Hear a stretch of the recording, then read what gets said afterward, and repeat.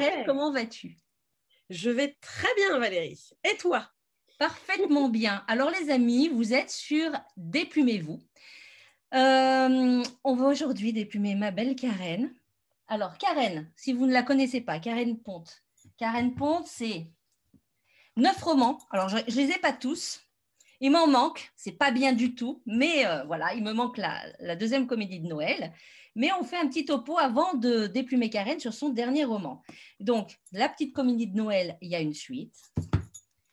D'ici là, porte-toi bien. Vous avez déjà les interviews sur Déplumez-vous, si vous ne connaissez pas, parce que l'été arrive bientôt et d'avoir des romans qui fait du bien. Exactement. Donc, vous avez les interviews, mais vous n'avez même pas besoin de voir les interviews. Vous pouvez vous diriger vers vos librairies préférées pour les prendre avec des si et des peut-être. Et puis, tu as promis que tu vivais pour moi. Un roman qui m'a particulièrement touchée puisque ça se passe à Grenoble. Alors aujourd'hui, je reçois Karen dans Déplumez-vous pour La lumière était si parfaite. Elle est là. Le voici, il est là. Il est là.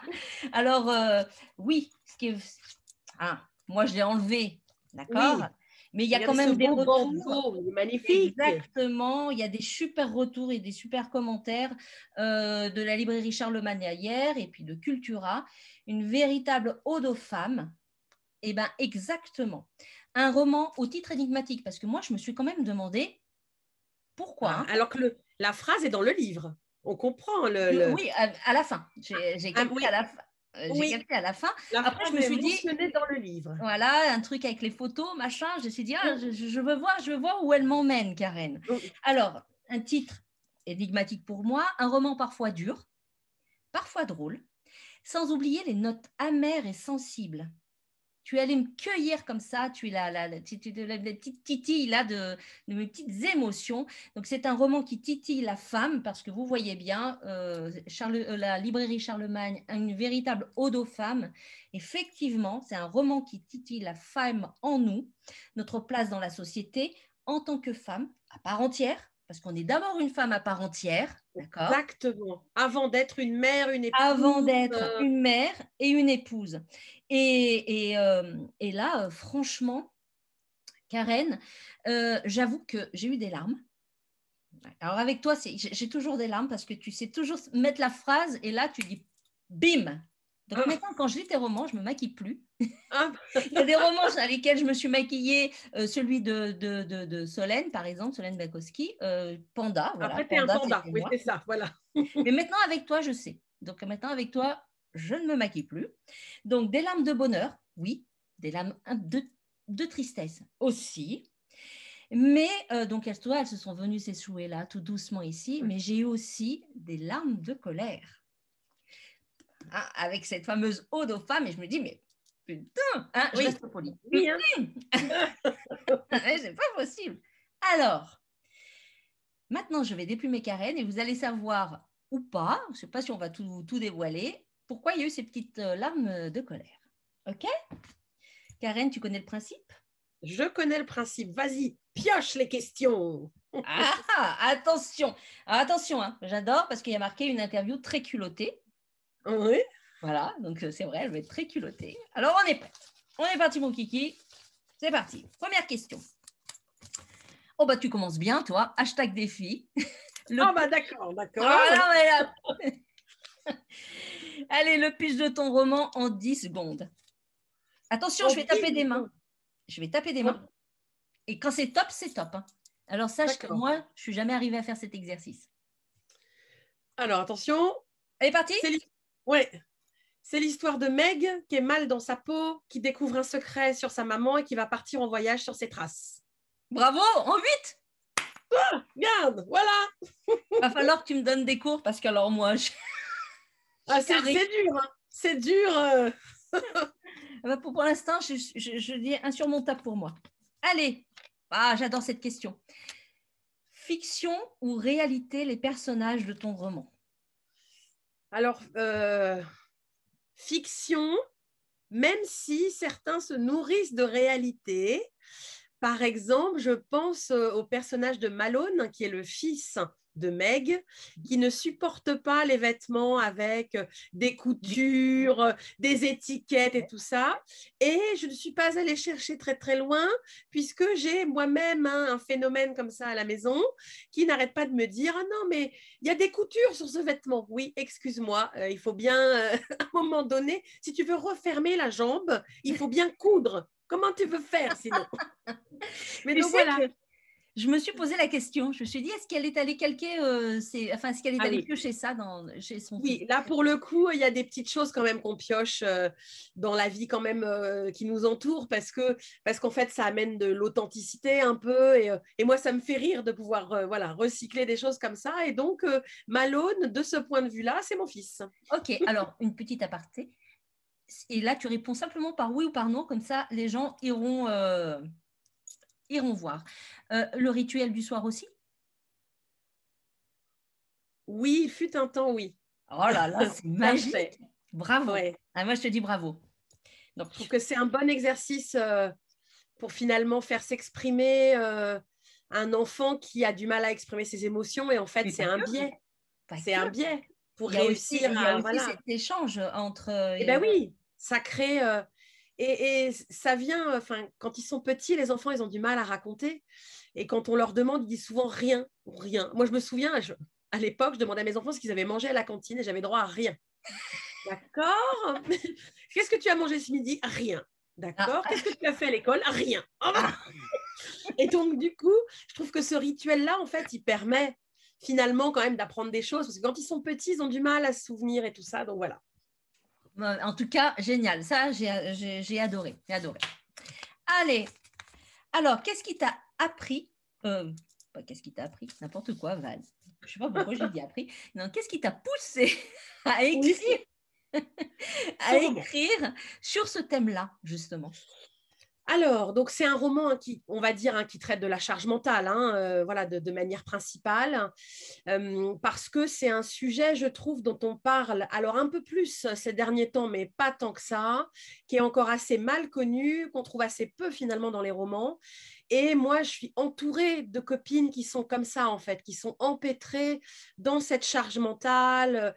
Et j'avais envie, voilà, de créer un personnage autour de cette thématique-là et de faire prendre conscience en fait que ce qui compte avant tout, effectivement, c'est de prendre soin de soi et effectivement, ce que tu disais au début, de la femme qu'on est, avant la mère, avant l'épouse, avant tout ça, il y a d'abord soi en fait et il y a des rôles qu'on endosse, mais ces rôles-là ne sont que des rôles qui viennent effectivement ponctuer notre vie. Et notre vie, elle est quand même d'abord faite de ce qu'on est. Et Meg, dans l'histoire, en fait, elle s'est complètement oubliée. Elle est malheureuse parce que elle s'est oubliée.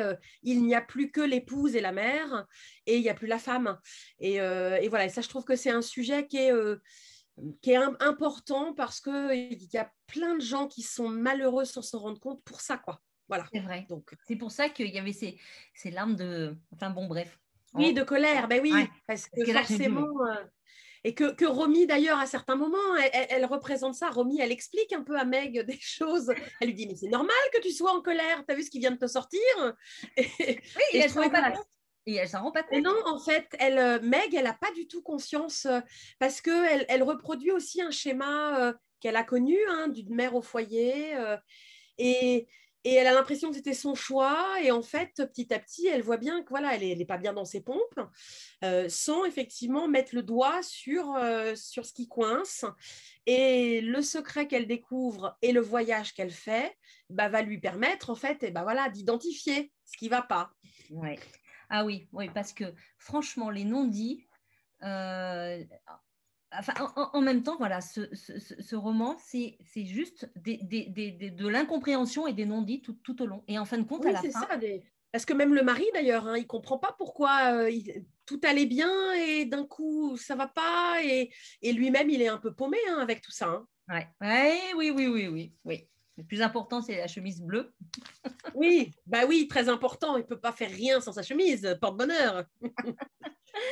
Alors là, c'est une petite question, enfin pas différente puisque elle fait partie de ta vie d'écrivaine. Ton rituel d'écriture en général, et est-ce que pour celui-ci, tu as eu un rituel différent? Alors, je me rends compte, j'ai pas tant de rituels d'écriture que ça, à part que j'écris dans le silence. Alors, je peux avoir du bruit autour de moi, hein, mais en tout cas, j'ai pas de musique. Voilà, ça fait partie des éléments. J'écris quand même dans mon bureau parce que c'est là où je suis le mieux. Je suis plutôt de l'après-midi. Le matin, je ne sais pas, mes neurones sont encore en train de dormir, donc je suis plutôt de l'après-midi. Alors, pour ce roman-là, la grosse différence, c'est qu'elle voyage, et elle voyage loin. Et habituellement, mes personnages voyagent assez peu, et là, ils voyagent. Donc là, j'ai dû faire un peu de recherche. J'ai dû prendre une carte pour regarder le point A au point B, par où elle pouvait passer, etc. Donc là, voilà, il y a un petit peu de travail de recherche. Et je l'ai écrit assez vite parce qu'il fallait que je le rende tôt. Et donc, voilà, je l'ai écrit en 2 mois et demi. Bravo! Ah, bravo! Voilà. En tout cas, c'est vrai, tu m'as fait voyager. Tu m'as donné envie de prendre ma petite valise Oui. et de me Et puis, il y carapater. a un moment où on ne pouvait pas voyager, puisque je l'ai écrit l'été dernier. Et c'est vrai que je pense qu'inconsciemment, il devait y avoir un besoin de voyage en moi que j'ai fait du coup à travers les personnages, sachant que c'est garanti sans test PCR, sans Covid, Ouais, là, on est avec des bien. restaurants ouverts et on est parfait. Hein. Ouais, là, on est bien, Tintin. On est bien, on est bien. Allez. Ah oui. Est-ce que tu es... Des fois, j'écris des questions, je n'arrive même pas à me relire. C'est mortel. Est-ce que tu es... Enfin, tout en sachant que tu viens un peu de répondre, est-ce que tu es plutôt plan, toi? Tu te dresses Oui. un plan comme ça, ou est-ce que tu te laisses porter par ton imagination et l'histoire, Ouais. elle... Alors, en fait, un peu des deux, parce que j'ai on va dire, des grandes lignes directrices avec les gros nœuds d'intrigue et voilà les choses que j'ai envie de traiter. Mhm. Mais une fois que j'ai ça, j'ai pas un plan hyper détaillé scène à scène. Donc du coup, je me laisse aussi porter par la plume et par les personnages, parce qu'en fait, c'est eux qui décident là où ils ont envie d'aller. Le moment où je vais avoir besoin de faire un plan, j'allais dire un peu plus resserré, c'est quand je suis au milieu du roman, parce que c'est le moment le plus difficile pour moi. Et donc, quand je suis au milieu, là, souvent, je me pose et je me dis, bon, dans les scènes à venir, qu'est-ce que tu veux de manière précise? Parce que je trouve que c'est le moment où on peut vite se décourager, le milieu. Ouais. Le début, on est sur l'euphorie du début, on pose les personnages, etc. La fin, bah, on est sur tout qui se dénoue et tout qui se règle. Mais le milieu, voilà, c'est ce moment plus compliqué.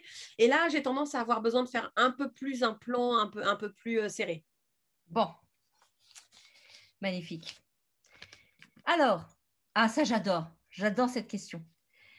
Elle s'appelle Inavouable.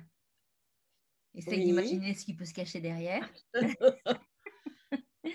Mais ça va être. Quand tu as le moral dans les chaussettes, je sais que c'est rare, mais quand tu as le moral dans les chaussettes, quelle est ta lecture inavouable, ton film inavouable et ta chanson inavouable? Est-ce que c'est inavouable? Non. Non, parce que toi, Alors, je t'ai vu chanter, je t'ai vu les partager. films doudou, moi je regarde Love Actually plusieurs fois par an. Voilà, ça c'est un film, ça me colle le sourire. Voilà, je suis une fan inconditionnelle de ce film et de Hugh Grant qui danse dans les Ah escaliers oui. là. Voilà, c'est quand même. Donc ça, les chansons, je pense que je mettrais des chansons qui mettent un peu la pêche, sur lesquelles je peux chanter à tue-tête. Alors, on en retrouve dans le roman, puisqu'il Oui, y a une un sorte de paquet. playlist dans le Un paquet, roman. ouais. Donc ça, et alors la lecture, pour le coup, je relis peu. Donc, je dirais que je me tournerais vers Sophie Kinsella, par exemple. Ok. Tu vois, qui est voilà, une autrice, l'autrice de l'Accro du shopping, que j'adore, cette saga, j'adore. Donc, si je devais choisir une autrice un peu doudou, j'irais vers elle. Très bien. Alors, là, c'est une question subsidiaire parce que cette question est: voyages-tu pour l'écriture de tes romans? En réalité, est-ce que tu te déplaces pour aller voir, faire des repérages, etc. Ouais. ou pas du tout? Sauf que Alors, là, on était pas du tout, confinement. ouais, mais même pas du tout. Je voyage pas. Alors, par contre, elle passe par l'Italie. Mhm. Elle passe, avant, elle passe par Thonon-les-Bains, que je connais très bien. Elle passe donc par l'Italie, Vérone et Venise. Et là, pour le coup, j'y suis allée, moi, il y a 2 ans en voyage. Et j'ai utilisé clairement, hein, pour le roman, mes émotions de ce voyage-là. Et donc là, j'ai réutilisé, mais j'y étais pas allée exprès. Ok. Mais je réutilise. Dans le précédent, Et ton cœur qui bat, elle part à New York. Et donc, forcément, j'ai utilisé mes souvenirs de New York. Ok. Très bien. Alors, l'étincelle de départ. Alors, même si tu as donné tout à l'heure quelques informations, hein, Ouais. l'étincelle de départ, parce que tout à l'heure, tu m'as dit, je voulais traiter ce Oui, thème-là, la etc. charge mentale, Mais mais ce n'est pas l'étincelle de départ. pas l'étincelle de Ouais. départ. Alors, l'étincelle de départ. Alors, l'étincelle de départ, c'est la pellicule photo oubliée. Mhm. C'est une discussion avec une copine autrice lors d'un salon sur ces choses qu'on a connues quand on était adolescente. Donc, on Mhm. s'est marré. Hein, D'ailleurs, là aussi qu'on retrouve dans le roman, hein, il y a ce Oui, côté c'est pour ça. nostalgie, etc. Et à un moment donné, on s'est dit, tu te souviens des appareils photos, on prenait des tas de photos et elles étaient toutes ratées quand on les faisait développer. Oui. Donc voilà, on s'est rappelé ça. Et puis à un moment donné, on se dit, imagine, tu tombes sur une pellicule photo que tu as oubliée comme ça serait drôle de trouver ce qu'il y a dedans. Et en fait, voilà, l'étincelle de départ, c'est ça. Quand je suis rentrée sur la route, tout du long, je me suis dit, mais c'est tellement romanesque ça, la pellicule photo, parce qu'on peut trouver des choses touchantes, drôles, mais on peut aussi découvrir des secrets de famille. Et donc Exact. voilà, l'étincelle, c'est ça. Parfait. Alors, heureusement que ce n'était pas le Kawaii des années. Oui, Hein, non, hein, non, non, là, parce c'était qu'alors vraiment là, voilà, la pellicule. après. Alors, ah, une anecdote en lien avec ton roman. Donc, même si là, l'anecdote, il y a ce petit partage avec cette autrice qui t'a parlé de. Oui. Est-ce qu'il y en aurait une autre? Je réfléchis. Ah, c'est pas facile. Alors, bon, donc il y a le fait que je suis allée en Italie. Alors, elle passe par Thonon-les-Bains et à un moment donné, elle rencontre dans l'hôtel une femme qui s'appelle Ingrid. Hmm. Et Ingrid, c'est l'une de mes meilleures amies et qui vit à Thonon-les-Bains. Ah, Voilà. la petite anecdote. Petit clin Petit clin d'œil. d'œil. Ah, ok, Exactement. ok, ça me va bien. Alors, le mot qui revient le plus souvent dans ton roman, en phase d'écriture, et que tu te dis, oh là là, c'est pas possible. Quand tu te relis, tu dis, oh là là, c'est pas possible. Il faut que je me corrige et c'est plus fort que toi. Oui. C'est assez Alors, rigolo. je ne sais pas si c'est un mot, mais je me suis rendu compte, puisque donc là, j'ai travaillé avec une nouvelle éditrice, hein, puisque ce roman, il est chez un nouvel éditeur. Et elle a mis le doigt sur le fait que j'utilisais souvent des adverbes et j'en avais pas conscience. Et voilà, du coup, j'ai pris conscience de l'utilisation des adverbes. Et c'est pas beau des adverbes en fait, hein, ça alourdit drôlement la phrase, drôlement, voilà par exemple. Et là, quand je suis en train d'écrire, je suis en train d'écrire le prochain, et à chaque fois que je colle un adverbe, je me dis c'est pas possible, Karen, encore un adverbe. Donc, Est-ce qu'il y en a un qui revient souvent? alors il y a Un beaucoup préféré? tellement, tellement, parfaitement. Voilà, des choses comme ça, brutalement, brusquement. Enfin, il y en a plein. Et franchement, je n'avais pas du tout conscience avant. Franchement, Et franchement. franchement, voilà. Et du coup, maintenant, j'y fais gaffe. Je me dis, c'est pas possible, enlève-moi tous ces adverbes de ta phrase. Donc, voilà, ça, c'est comme quoi on progresse toujours, hein, dans l'écriture Mais bien et on sûr. découvre toujours des choses qu'on peut améliorer au fur et à mesure. Et c'est vrai qu'Emeline, je me suis aperçue là, voilà, que les adverbes, il fallait travailler ça. Je suis tout à fait d'accord avec elle. J'ai fait un énorme travail aussi sur les adverbes. Oui, mais et en plus, on a l'impression que ça, c'est marrant, hein, on a l'impression que ça renforce. Oui, Et en fait, quand on l'enlève, le sens, il est exactement pareil. Donc, ouais. Et c'est elle m'a pour dit ça que souvent, ça n'apporte rien, l'adverbe. Hein. c'est Ça ça. n'apporte rien. Bon, Sauf quand d'accord. on crie après son gamin. Non, mais franchement, pourquoi t'as fait ça? Oui, Voilà, là, oui. et c'est vrai, voilà, qu'on se rend compte qu'effectivement, ça alourdit. Alors, on peut en mettre quelques-uns, hein, mais point trop n'en faut. Exactement. Alors, moi, je sais déjà quoi répondre à cette question, mais à toi. Et d'ailleurs, j'y répondrai aussi. Hein. Ton personnage favori dans ce Dans le roman? roman, je dirais Romy. Arrête, tu me l'as piqué là. Forcément, je Moi, dirais. Alors, j'ai c'est marrant adoré. parce que c'est pas le personnage principal, hein, Non. mais Romy pour sa liberté, pour son humour, pour sa répartie, pour Ah tout ce oui. qu'elle est. Romy, quoi. Voilà. Oui, oui, oui. D'ailleurs, on va en parler tout à l'heure des réparties. Mais ouais, franchement, j'ai adoré Romy. Vraiment. Allez, là, il y a un petit hashtag défi. J'adore ces D'accord. hashtags défi, moi, je kiffe. La musique, mais toi, comme ça, tu vas la passer. La musique qui incarne ton roman, et bien sûr, le défi, ça va être de Ah, de la chanter. chanter. Ah non, mais ça, c'est dur, hein. Alors, sur Attends. ce roman, écoute, on va chanter une des chansons de la playlist, hein. Allez. Dieu m'a donné la foi qui brûle au fond de moi. J'ai dans le cœur cette force qui guide mes pas. C'est vrai, Voilà. Dieu m'a donné la Vous foi. Il faut retrouverez jamais. ça dans le roman. Et il n'y en a pas qu'une, hein. Il y en a Non, plein. il n'y en a pas qu'une. Il y en a Oui, il plein. n'y en a pas qu'une. Il y en a Elles plein. font une petite playlist quand elles sont en voiture et ça désespère Lali, l'adolescente de 16 ans, qui n'écoute évidemment pas du tout ça et qui est totalement désespérée d'entendre sa mère et Romy chanter à tue-tête des chansons qui lui paraissent venir du Néandertal, quoi, au moins. Hein. C'est ça. Mais alors, moi, je peux tout à fait comprendre Lali parce que figure-toi que mon mari a le culot de mettre des musiques italiennes des années 80 que je ne supporte pas. Je suis au bout de ma Ah, life à chaque fois. Je suis au bord de la déprime. Et bon, pourtant, j'ai tout tenté. Hein. Mais ça ne marche pas, ça ne marche pas. Bon, on continue parce qu'il nous en reste encore. Comment ce titre s'est-il imposé? alors, La comment le lumière était titre si parfaite. je l'ai souvent dit, hein, moi j'ai besoin d'avoir un titre avant d'écrire le roman.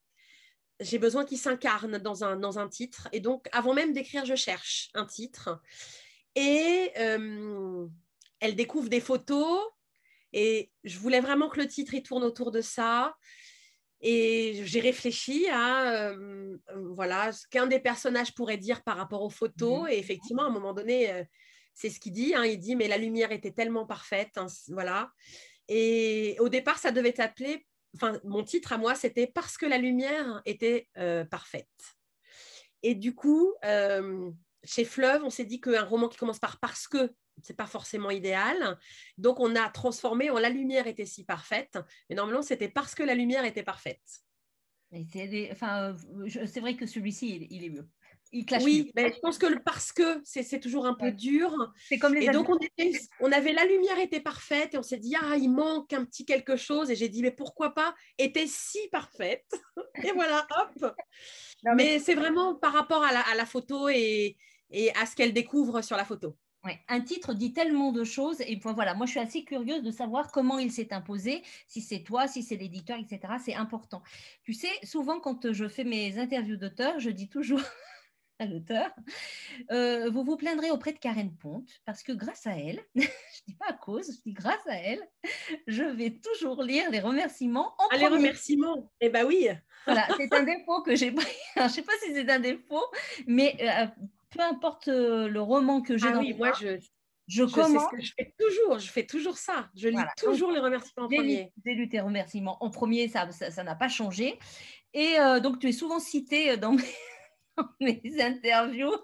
Et alors, des fois, j'entends, ah mais non, mais tu peux pas faire ça. Ben, je dis si, Ah oui, mais si. Et nous si. sommes deux à le faire. Karen Et Pont, oui, grâce à et elle. moi je trouve ça donne à dire quelque chose sur l'auteur en fait et ça me met en lien avec lui. Voilà. Alors c'est Exactement. vrai qu'après parfois on peut se spoiler, c'est le risque hein, de lire les remerciements en Ah bah écoute, premier. on aime le risque, non? Ouais, mais moi dans mes remerciements je spoile rien, vraiment. Non. C'est des vrais Je suis allée voir remerciements justement. Je suis allée voir. et j'aime beaucoup commencer par là aussi. Moi, je te remercie parce que c'est réellement grâce à toi que maintenant je commence un roman comme Ah, ça. Donc, toujours savoir pourquoi un titre, pour moi, c'est important, et les remerciements. Donc, merci Karen. Allez, 3 bonnes raisons de lire ton livre en 10 secondes. 3 mots, hein. on voyage, on rigole, on réfléchit. Bravo. C'est bien ça. Ah oui, moi j'adore. Voilà. Parfait. Oh, la meilleure pitch au monde. Nickel. Alors, tu écris, on te connaît dans ce genre, dans ce genre-là, donc feel good, des romans d'amour, des romans qui font du bien. Est-ce que tu aimerais t'essayer à un autre genre littéraire? On me pose souvent la question. En fait, je crois pas que j'ai pas choisi un genre littéraire. J'ai des histoires qui me viennent, qui imposent le genre littéraire, en fait. Si demain j'ai une histoire avec des cadavres et des gens dépecés et tout ça, peut-être que je l'écrirais, mais naturellement, c'est pas ça qui me vient. Mais Alors là, le jour où ça arrive, je serai la première à lire. Hein. ben, du coup, j'ai pas. Oula, j'ai pas forcément ce genre d'histoire qui me viennent. Mais par exemple, je pense que j'aimerais du fantastique, j'aimerais être capable de ça. Je trouve qu'il faut une imagination tellement extraordinaire pour pouvoir faire ça. Donc j'aimerais, hein, mais c'est vraiment l'histoire qui me vient, qui en fait va définir le genre. Ouais, j'allais dire non, plutôt plus fantasy, parce que fantasy, tu crées un monde. Oui, tu crées un monde, c'est ça. Voilà. C'est ça, oui, le fantastique, c'est vrai que c'est plutôt du futuriste dans notre monde. C'est ça, le fantastique. Non, le fantastique, ça se passe dans notre monde et il y a des petites touches de magie qui arrivent comme ça. Ah oui, d'accord. Oui, non, plutôt demain, si j'ai l'idée du Harry Potter 2023, hein, tu penses que je me jette dessus, hein. Voilà. Hein, mais... Pas gêner, on ne se gênera pas. Oui, alors là, je suis tout à fait d'accord avec toi. Alors, ton moment préféré dans le roman et pourquoi? Mon moment préféré. C'est dur ça aussi. Mon moment préféré. Je dirais, non, je peux pas dire, c'est dur. Moi, j'en ai un. Enfin, je ne sais pas si c'est un moment dur. Alors, je vais choisir un moment, une totale anecdote. Quand elles sont à Vérone et qu'elles mangent des glaces, oui. Et qu'elle savoure ces glaces-là et que Romy, elle vient dire, oh là là, c'est meilleur qu'un orgasme. Ouais, oui, mais Romy. Parce que c'est une répartie à la Romy. Et donc, voilà, je choisis ça. Et bien alors, justement, parce que derrière Romy, nous avons une auteure, Karen. Oui. N'est-ce pas? Nous sommes bien d'accord. C'est pour ça que j'adore Romy, parce que à chaque fois que j'ai passé du temps avec toi en live, en vrai, je me suis toujours marrée du début jusqu'à la fin. Donc, j'ai une petite question subsidiaire, parce que là, j'ai fini les petites questions, tu vois, tu t'en es bien sorti, mais j'en ai une autre question subsidiaire. D'où te viennent tes citations? Est-ce que ce sont des proverbes sortis tout droit de l'Évangile selon Karen? Non, parce que alors, moi, tu me tues, hein, parce que dans ces conditions-là, je le veux.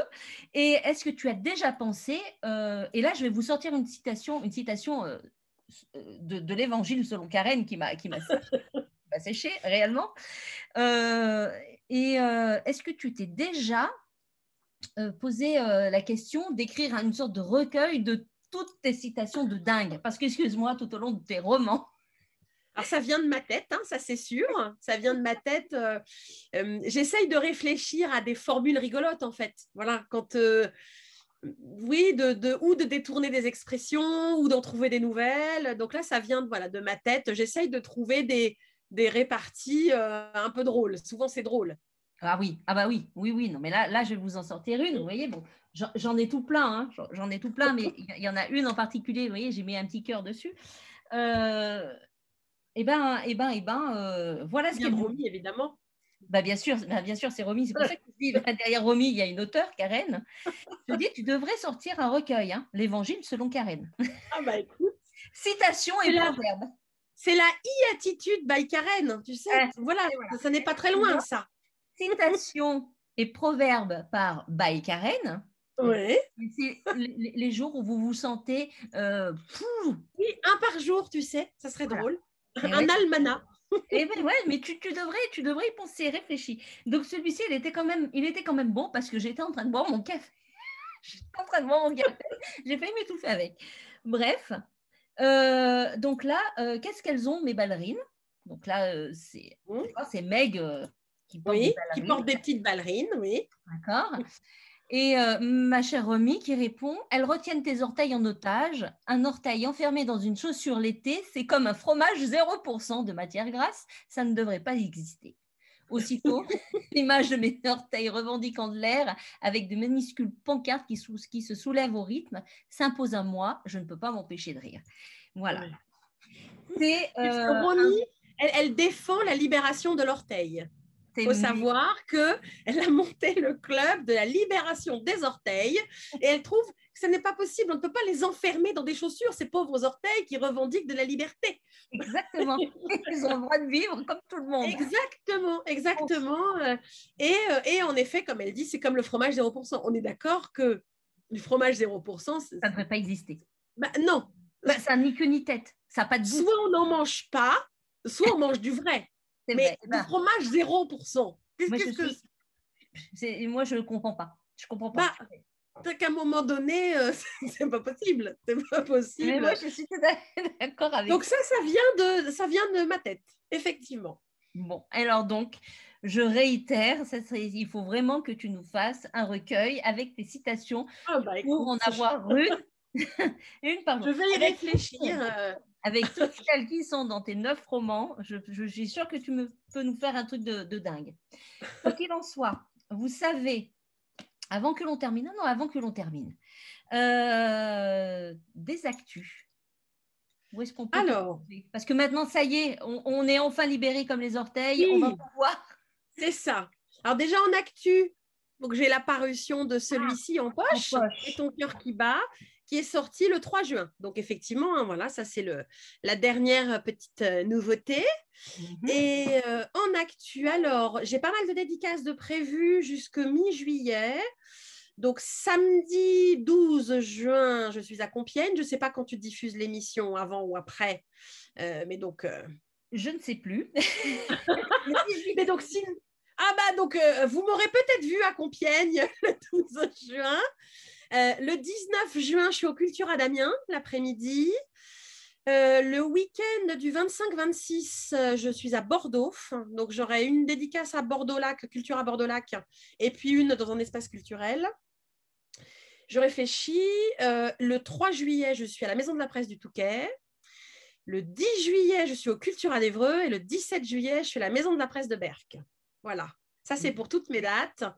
Et d'autres à venir sur le second semestre. Ok. De toute façon, on retrouve toutes tes actus, je suppose, sur tes réseaux sociaux. Oui, tout à fait. J'annonce toutes les dates sur mon compte Instagram et tout ça. Il n'y a pas de souci. Nickel. Donc, vous voulez passer un été à rire des belles citations et des proverbes de Karen, et bien vous savez ce qu'il vous reste à faire. Exactement. Mais ce n'est pas que ça, c'est un réel roman, enfin c'est un roman profond, c'est un roman, moi je te dis, l'Ode aux femmes, franchement ça a été super bien trouvé, c'est la librairie Charlemagne, c'est ça? Oui, c'est ça, c'est Coralie. Eh ben, elle a trouvé réellement la citation, pour le dire, voilà, la belle citation qui va bien, et ça c'est super bien.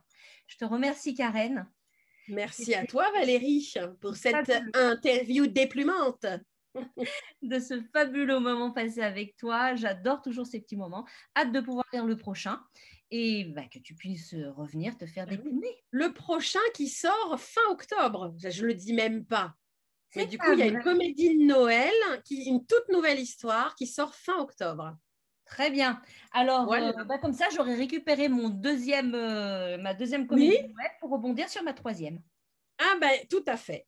Et voilà, c'est tout bon. On va pouvoir se déplumer au top.